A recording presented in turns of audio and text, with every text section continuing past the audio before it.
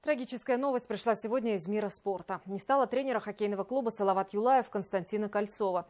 Он скончался на 43-м году жизни.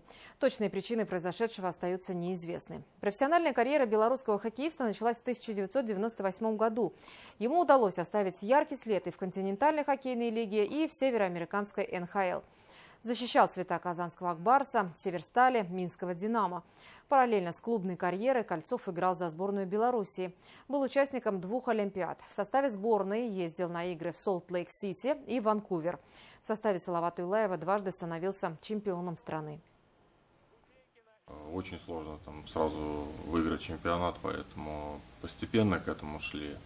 Но тем не менее, конечно, требовали победы все, и руководство, и тренерский штаб, поэтому мы всегда старались играть на максимуме. В декабре 2016 года Кольцов завершил свою игровую карьеру, став тренером минского «Динамо». В 2021-м перебрался в московский «Спартак» и уже в позапрошлом сезоне вошел в тренерский штаб Виктора Козлова. Накануне смерти стало известно, что Кольцов в будущем сезоне станет главным тренером минского «Динамо» и сборной Белоруссии. Сейчас возле Уфа-арены появился мемориал. Болельщики уфимского клуба приносят цветы в память о тренере. Я думаю, все были рады, когда он вновь вернулся в Уфу уже только на пост помощника главного тренера. К сожалению, он не успел проявить себя, как хотелось бы, поэтому сегодня остается нам только почтить его память.